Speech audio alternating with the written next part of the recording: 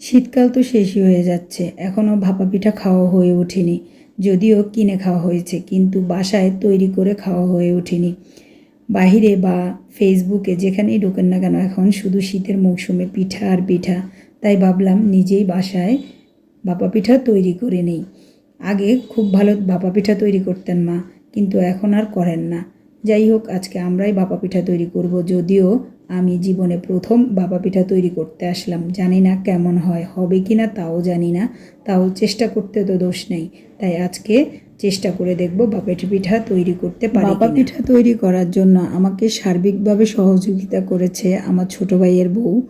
তো সে সহযোগিতা না করলে হয়তো বা আমার আজকে ভাপা পিঠা তৈরি করা হতো না। যদিও এই ভাপা পিঠা তৈরির কাজটা খুবই কষ্টসাধ্য ব্যাপার, একা করলে খুবই কষ্ট হয়ে যেত। সে আমাকে অনেক বেশি হেল্প করেছে।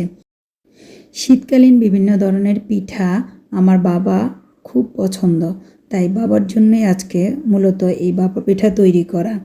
দেখি বাবা খেয়ে কি বলে। ভাপা পিঠার শেপটা দিয়ে নেওয়ার পরে অন্যদিকে আমি চুলার মধ্যে একটা হাঁড়িতে পানি ফুটিয়ে নিলাম। আর যেহেতু আমাদের ওরকম কোনো জিনিসপত্র ভাপা পিঠা তৈরি করার জন্য নেই, তাই আমরা যা আছে তাই দিয়ে শুরু করলাম। এখানে ভাপা পিঠাটা যখন ছাঁকনির উপরে দেওয়া হয় তখন দিতে খুব বেশ ভালোই লাগে, কিন্তু যখন এটা তুলতে যাই, ওরে বাবা কি গরম! অনেক গরমের জন্য এটা খুব ভালোভাবে ধরাও যাচ্ছিল না, কিভাবে তুলবো সেটা চিন্তা করে উঠতে পারছিলাম না। খুবই গরম তাপ লাগছিল। যাই হোক, যেমনইভাবে তৈরি করেছি, কিন্তু ভাপা পিঠা দেখতেও সুন্দর হয়েছে, খেতেও মাশাল্লাহ অসাধারণ হয়েছে। আমার বাবা খুবই পছন্দ করেছে এবং বাসার প্রতিটা সদস্য এই ভাপা পিঠাটা খুবই পছন্দ করেছে এবং খুব মজা করে খেয়েছে।